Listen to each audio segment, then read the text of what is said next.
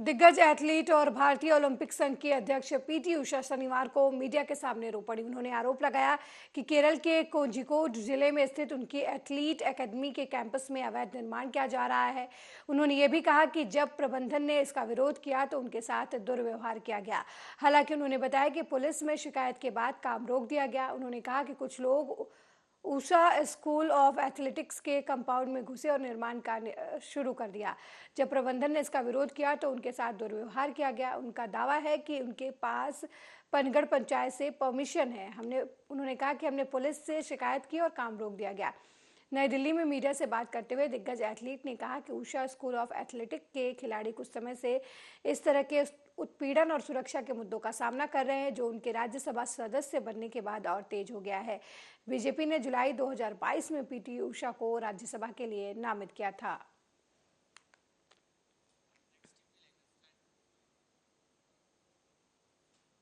ताजनगरी लंबे समय से मेट्रो रेल का इंतजार कर रहा है। वहीं 2019 में पास हुए आगरा मेट्रो परियोजना का निर्माण कार्य अब जोरों पर है। अब जानकारी मिली है कि उत्तर प्रदेश के मुख्यमंत्री योगी आदित्यनाथ 5 फरवरी दिन रविवार को आगरा के रामलीला मैदान में मेट्रो रेल सुरंग के निर्माण कार्य का शुभारंभ करेंगे। ये जानकारी उत्तर प्रदेश मेट्रो के उप महाप्रबंधक जनसंपर्क पंचानन मिश्रा ने शनिवार को दी। पंचानन मिश्रा ने बताया कि मुख्यमंत्री योगी आदित्यनाथ रविवार 3:15 पर खेरिया हवाई अड्डा पहुंचेंगे। मिश्रा के मुताबिक मुख्यमंत्री रामलीला मैदान में आयोजित कार्यक्रम में हिस्सा लेने के बाद 4:45 पर खेरिया हवाई अड्डे से गंतव्य के लिए रवाना हो जाएंगे। गौरतलब है कि सरकार ने आगरा मेट्रो निर्माण को साल 2019 में मंजूरी दी थी। इसके तहत पहले चरण के करीब 30 किलोमीटर लंबे मार्ग का निर्माण किया जा रहा है।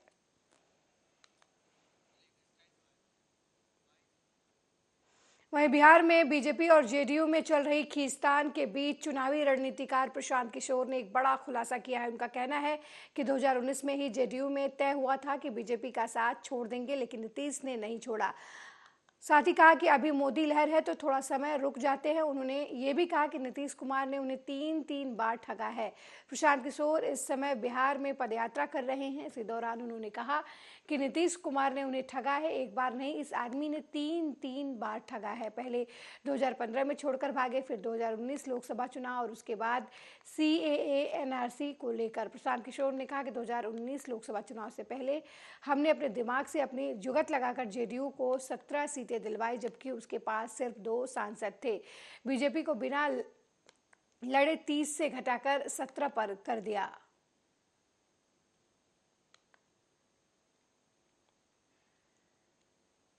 ने 3 बार ठगा है। पहले 2015 में छोड़कर भागे। आप में से जिन लोगों को याद होगा, 2019 लोकसभा से पहले हमने अपने दिमाग से अपनी जुगत लगा के 2 MP के जदयू को 17 MP का सीट दिलवा दिया। भाजपा को बिना लड़े हुए 30 से घटा के 17 कर दिया। ये तय हुआ था कि लोकसभा के बाद हम लोग उसको छोड़ेंगे। ये आदमी जब मोदी जी जीत के आ गया तो हम ही को समझा रहा है कि अभी लग रहा है कि मोदी का हवा है, अभी रुकिए ना, थोड़ा दिन और रुका जाए। इसी में दूसरा धोखा किया। हम उनके पार्टी में तब दूसरे नंबर पर थे, हम ही ना चला रहे थे, तो हम ही को समझा रहा है कि नहीं भाई अभी मोदी का बहुत लहर है, मत अभी छोड़ा नहीं जाएगा, बाद में देखा जाएगा। उसके बाद तीसरा धोखा CAA NRC पर किया। पार्टी में तय हुआ था कि हम लोग CAA NRC के विरोध में हैं। अब पार्लियामेंट में जाकर पार्टी ने मोदी के पक्ष में, CAA NRC के पक्ष में वोट किया। और आप कह रहे हैं कि नीतीश कुमार पर भरोसा कीजिए। एक आदमी वहीं मैनपुरी के गांव भरारपुर जरारा में मैनपुरी लोकसभा चुनाव में सपा प्रत्याशी डिंपल यादव को वोट देना महंगा पड़ गया। पूरे गांव की बिजली सप्लाई बीते 15 दिनों से बंद पड़ी है। दिन ढलते ही पूरा गांव अंधेरे में खो जाता है। ग्रामीणों का आरोप है कि उन्होंने जब बिजली विभाग के अधिकारियों से बिजली सप्लाई जारी करने की मांग की तो उन्होंने सीधे डिंपल यादव से सप्लाई चालू कराने की बात कर दी। अब पीड़ित ग्रामीणों ने डिंपल यादव से मामले की शिकायत की तो डिंपल यादव खुद गांव पहुंची और ग्रामीणों की शिकायत पर जिला अधिकारी मैनपुरी को फोन कर बिजली सप्लाई जारी करने की बात कही, लेकिन 10 दिन बीत जाने के बाद भी गाँव की बिजली सप्लाई अभी शुरू नहीं की गई है।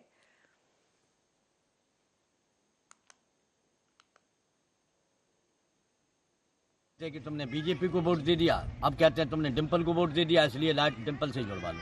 अच्छा, आप लोगों ने किसी से कहा, शिकायत की कि लाइट नहीं आ रही है? लैंडमैन के भी पास गए हैं और भी कही है, तो मतलब जो है बीच में डिम्पल आई थी तो बोल गई थी जुड़वा लेना, हम डीएम साहब को बोल देंगे, लेकिन हमने प्राइवेट लोगों से बुलवा के और लाइट भी जुड़वा ली, फिर कल काट गए।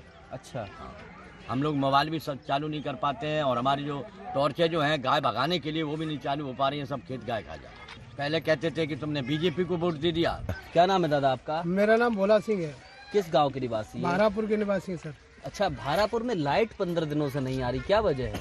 वोट के चक्कर से हुआ सर, हमने इसको दे दिया, डंपल को वोट दे दिया है, तो उसकी वजह से हमारी बिजली काट दी, हम लोग बहुत परेशान हैं। अच्छा, हाँ। क्या कहते हैं अधिकारी? अधिकारी से भी सूचना की, सबसे सूचना, हमारी कोई सुनता ही नहीं, आते हैं और लाइट काट के चले जाते हैं, हम लोग बहुत परेशान हैं। अच्छा, क्या कह दिया है, क्यों नहीं आ रही लाइट? अब क्या वहीं सोनभद्र के पिपरी रहने वाले दीपक कुमार गोंड ने अपने भाई की आत्महत्या के मामले में न्याय की गुहार लगाई है। सीओ को दिए प्रार्थना पत्र में लिखा कि उसके भाई दीपू को पड़ोस में रहने वाली एक मुस्लिम महिला बार बार अश्लील फोटो, मैसेज और वीडियो भेजकर ब्लैकमेल करती थी। इसकी शिकायत पहले भी पुलिस से की गई थी, बावजूद इसके महिला अपनी हरकतों से बाज नहीं आई। अपनी अश्लील तस्वीर भेजकर उसे फंसाने की धमकी देकर उससे पैसे मांगा करती थी, जिससे महिला का सहयोग उसका पति और उसके साथ रहने वाले लोग करते थे। वहीं इस मामले में अभी तक पुलिस की तरफ से जांच चल रही है।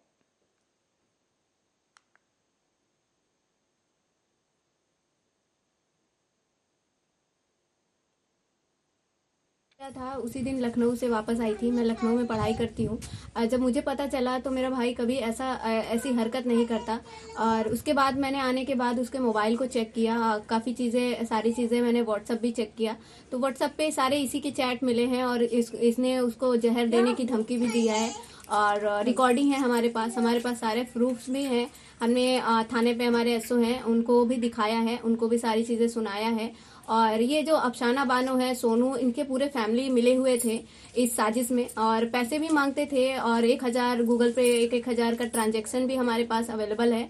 तो हम पुलिस से यही चाहते हैं कि जल्द से जल्द इसको कार्रवाई किया जाए, क्योंकि जैसे हमारा भाई मरा है, हमारा भाई कुंवारा था, ये शादीशुदा है और 2 बच्चे भी हैं इसके, और हम पुलिस से यही चाहते हैं कि हमें इंसाफ मिले। और 22, 23, 13 दिसंबर को जब पुलिस आई थी तो सबके सामने चेक हुआ और गलती भी इसी औरत की मिली थी, तो पुलिस ने जांच करके छोड़ दिया था, मुकदमा भी नहीं लिखा है। और 22 जनवरी से मैं लगातार थाने पे जा रही हूँ, लेकिन हमारी कोई सुनवाई नहीं हो रही है। हमारे लड़का का नाम दीपू था, बाप का नाम ओम प्रकाश, मम्मी का नाम उषा देवी। हमारा लड़का उससे प्यार करता था कि नहीं करता था हमको नहीं मालूम, बाकी उसकी ही हाथ है हमारे लड़का के ऊपर। उसके मोबाइल में पूरी गंदा फ़ोटो मिला, हमको रिकॉर्डिंग मिला, मैसेज मिला, पैसा गूगल से मंगाई थी, दिल्ली गई थी तब क्यों पैसा मंगाई थी, पैसा यहाँ से भेजा था मेरा लड़का, उसका मैसेज है उसमें। हम लोग पूरा देखने के बाद ये कदम उठाए हैं कि इसी का हाथ है। और जब 13 तारीख को जब प्रशासन को बुलाई थी कि लड़का को मेरे कि रखा है, चाहे इसे किया चाहे वैसे किया, गाली दिया, तो प्रशासन को लेके जाना चाहिए ना उसको। उसी दिन उतना फ़ोटो डिलीट करवाए प्रशासन अपने हाथ से, लेडीज़ पुलिस से। तो वो फांसी क्यों लगाया? फांसी लगाया वो जोने दिन से चूड़ी वाली उसको वही दिन 13 तारीख को थप्पड़ मारी थी, उस दिन से हमारा लड़का थोड़ी सा माइनर था, मनो कि दिमाग उसकी उलझी थी। 4 समाज में कोई थप्पड़ मारेगा तो वो कैसा रहेगा, कैसा फीलिंग होगी उसकी। हमारे लड़का का नाम दीपू था। वहीं एटा जिले में मामूली सी कहासुनी होने पर कलयुगी पिता ने गोली मार दी अपने पुत्र को। आपको बता दें कि मौजूद लोगों ने आनन फानन में घायल युवक को जिला मेडिकल कॉलेज में भर्ती कराया, जहां युवक की हालत नाजुक देखते हुए चिकित्सकों ने उसे हायर सेंटर रेफर कर दिया। फिलहाल युवक की हालत चिंताजनक बनी हुई है। आपको बता दें पूरा मामला एटा के कोतवाली नगर के कांशी राम कॉलोनी का है, जहां पिता और बेटे में किसी बात को लेकर विवाद हो गया, जिसके बाद नाराज पिता ने बेटे को गोली मार दी।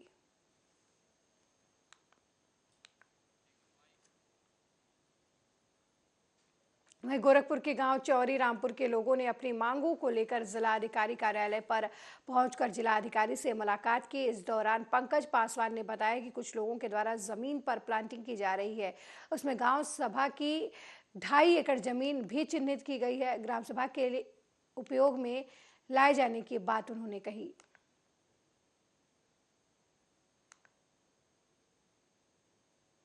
2.5 एकड़ जमीन है पाणे में, वो प्रधान मिल कर के और वो डीलर सब बेच रहे हैं। हम लोग को चाहिए तो चाहिए जमीन, किस कीमत। ग्राम सभा जंगल रामगढ़ उर्फ चौरी में, वहाँ पे जो है 17.5 एकड़ का चक है। उस चक के अंदर हमारे ग्राम सभा की ज़मीन है 2.5 एकड़। उस आबादी के लिए हम लोग जो है यहाँ पाए हुए हैं। और आज से 4 दिन पहले जो है 3-4 दिन पहले हम लोग डीएम साहब के कार्यालय भी गया था। वहाँ से जो है बताया गया कि जो आपकी सुनवाई हो जाएगी। उसके बाद हमारे यहाँ जब लेखपाल से बात हुई तो लेखपाल कहते हैं कि हम अभी पैमाइश नहीं कर पाएंगे, 4 से 5 दिन नहीं हो पाएगा, लेकिन आपको 15-20 दिन में होगा। और चूँकि हमको जो है शनिवार वहीं बुलंदशहर के गांव और शहरों में साफ स्वच्छ बनाए रखने के लिए भले ही लाखों रुपए खर्च किए जा रहे हैं, लेकिन अभी भी जहरा गांव में साफ सफाई नहीं होने से दलित बस्ती में जगह जगह रास्तों पर नाली का गंदा पानी भरा है, गंदगी के अंबार लगे हुए हैं।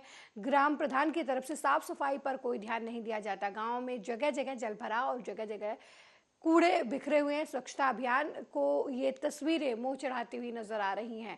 दलित बस्ती में साफ सफाई कर्मी नजर नहीं आते। सफाई नहीं होने से मच्छरों का प्रकोप भी बढ़ गया है। रास्तों पर भरे पानी का वीडियो बनाकर ग्रामीणों ने सोशल मीडिया पर वायरल कर दिया। वीडियो सोशल मीडिया पर अब जमकर वायरल हो रहा है। तस्वीरों में आप देख सकते हैं कि किस तरीके से बच्चे गंदे रास्ते और गंदे पानी से होकर स्कूल जाने के लिए बेबस हैं।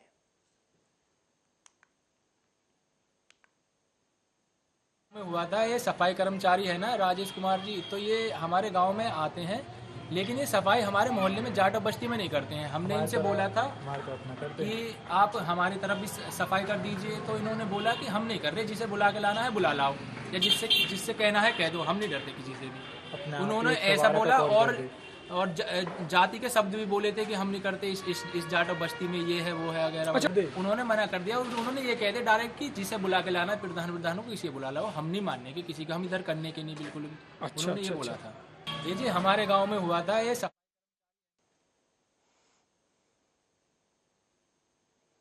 हमीरपुर में आर्या न्यूज की खबर का बड़ा असर देखने को मिला है। 3 दिन पहले आर्या न्यूज ने एक खबर चलाई थी जिसमें दिखाया गया था कि किस तरीके से भारी मात्रा में गांजे की बरामदगी की गई है।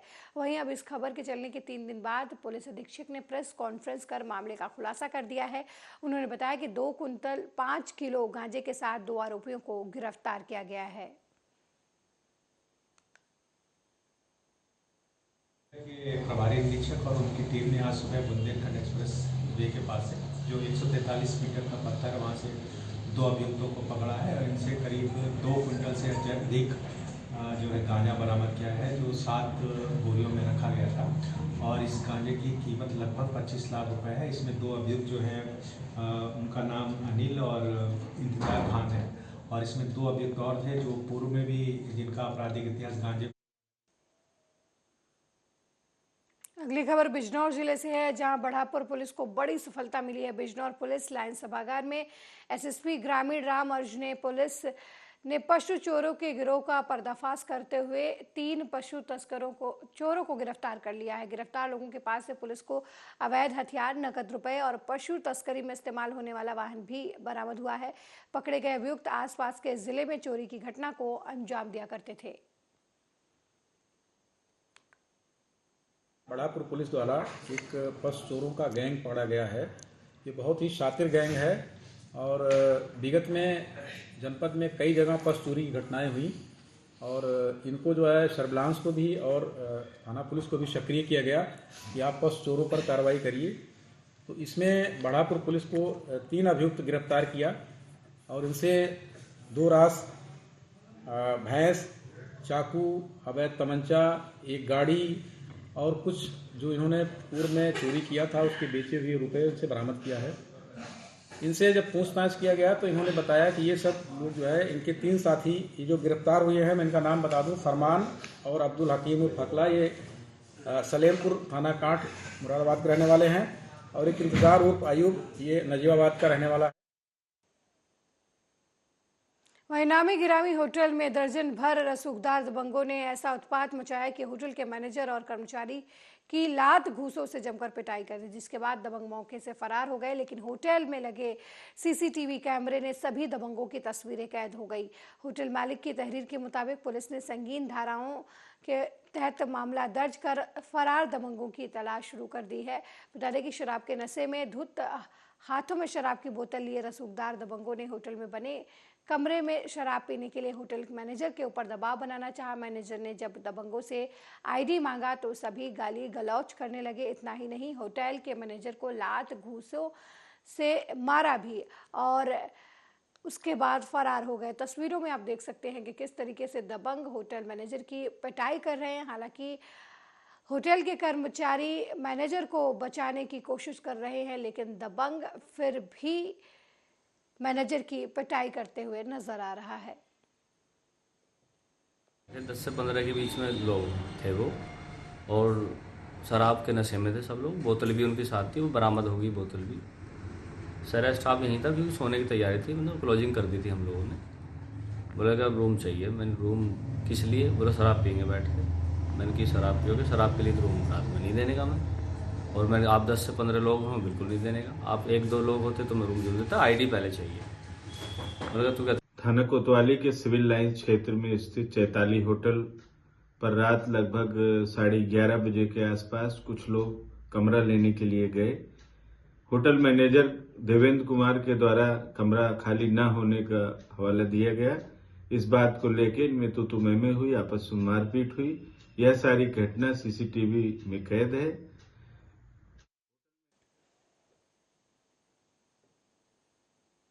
वहीं रायबरेली जिले में लफ्जियात का एक सनसनीखेज मामला सामने आया है, जहां पहले मुन्ना यादव बनकर एक शख्स दलित युवती से दुष्कर्म करता है और दलित युवती की जानकारी होने पर मुन्ना यादव का नाम अब्दुल खालिद पता चलता है। इस बात का जब युवती ने विरोध किया तो अब्दुल खालिद ने युवती के साथ जबरदस्ती की, साथ ही महिला के पूरे परिवार को जान से मारने की धमकी दी। मामला सामने आया है। आपको बताते चले कि पहले मुन्ना यादव फिर अब्दुल खालिद मुन्ना यादव बनकर एक शादीशुदा दलित युवती से को अपने प्रेम जाल में फंसाया और उससे जो है लगातार संबंध बनाते गए। एक दिन जब युवती को इस बात की जानकारी हुई कि मुन्ना यादव न होकर मुस्लिम युवक है जिसका नाम अब्दुल खालिद है, तो युवती ने उससे दूरी बनानी चाहिए। लेकिन आरोपी धनंजय ने तमंचे के बल पर घुसकर दलित युवती के साथ बार बार दुष्कर्म किया। हमारे साथ वो दलित युवती है, आइए इनसे जानते हैं कि क्या बीती है इन पर। आप ये बताइए कि कैसे हुआ ये सब? कैसे हुआ? अरे दूध बेचता था तो हमने दूध के बहाने जाना पहचाना हुआ था, और फिर इसके बाद 4-5 महीने होते बात होती थी। फिर इसके बाद 5-6 महीना के बाद हमको पता चला, उसके घर गए। क्या पता चला आपको? कि मुस्लिम है। पहले मुन्ना यादव बताया था और फिर बाद में मुस्लिम निकला। तो हम कहेंगे शादी हम नहीं करेंगे भाई, हम हिंदू हैं, वो मुस्लिम है तो हम कहाँ करेंगे। तो इसीलिए फिर हमको जान से धमकी दिए, मारने की कोशिश कई बार किया कि हम तुम्हीं के साथ शादी करेंगे। तो फिर हमने हमारे नहीं, तो उसने इस बात पे जोर दिया कि हिंदू धर्म छोड़ दो, मुस्लिम धर्म अपना लो, निकाह कर लो हमारे साथ। हाँ, ये सब कहे हैं। तो फिर हमने डर गए, हमने कुछ नहीं बोला। फिर हमारे मम्मी लोग हमारे कर दी शादी। अब हमको हियाँ सता रहे हैं, हियाँ नाता जाता है, फ़ोन ऑन हियाँ दे के गए हैं। और फिर इसके बाद हमको हियाँ कट्टा जान से मारने की कोशिश किए हैं कि मेरे पति को, मेरों को, मेरे सास को, सब लोग को। तो तमंचा लेकर वो आपके घर आता था? हाँ, और बार बार आपके साथ दुष्कर्म करता था? हाँ, दुष्कर्म करा था। और एक बार 8-9 बजे आया था तो मुझे मारा भी है और बलात्कार भी किया, अंगूरी भी कर दिया, अंगूरी भी। तो आप ये बताइए कितने दिनों बाद आप जान पाई हैं कि ये मुन्ना यादव नहीं है, ये मुस्लिम है? 5 महीना बाद। 5 महीने बाद आपने जाना। तो जब आपने इसका विरोध किया तो उसने क्या कहा? उससे क्या किया कि हम भाई नहीं करेंगे, हम हिंदू हैं, हम नहीं करेंगे आपके आपने साथ। कहा नहीं उससे कि तुमने हमसे झूठ क्यों बोला? तो हमने कहा कि झूठ क्यों बोल रहे हैं, तो कहा है कि कुछ नहीं बोला, फिर कहा हम आप ही के साथ ही शादी करेंगे, इसीलिए हम डर गए, फिर हम कुछ बोलते नहीं रहे। आपने अभी कहा आपके परिवार और आपके पति को उसने जान से मारने की धमकी मारने की तो धमकी दे हैं, और इसीलिए तो मेरे पति ने हम छोड़ के भाग गए गाँव। 4 महीना हो गया, कोई पता नहीं है मेरे पति को। आपके पति दिल्ली गए हैं कमाने के लिए, गांव छोड़ के जा चुके हैं? हाँ, गांव छोड़ के गए। तो हमारे साथ ये दलित युवती थी, इसकी आप बीती नहीं कही जा सकती, बहुत ही एक दुखद दास्तां है। आपको बता दें, योगी सरकार जहां लव जिहाद को लेकर लगातार अपराधियों पर कार्रवाई कर रही है, वहीं इस सलवन थाने का ये बेखौफ दरिंदा खुलेआम घूम रहा है और इस तरह जो है भेष बदल कर जो है वो युवतियों के प्रेम जाल में फंसा कर उनका लगातार शोषण कर रहा है। अब देखना है कि रायबरेली पुलिस कब जागती है और ऐसे दरिंदे के खिलाफ कड़ी से कड़ी कार्रवाई कब करती है। ये दरिंदा यूं ही जो है युवतियों को अपने प्रेम जाल में फंसा कर जो है उनका शोषण करता रहेगा। कैमरामैन विपिन के साथ ओम शंकर शुक्ला, आर्या न्यूज, रायबरेली। मेरे साथ इस बुलेटिन में फिलहाल इतना ही। देश दुनिया की तमाम खबरों को देखने के लिए देखते रहिए आर्या न्यूज। नमस्कार।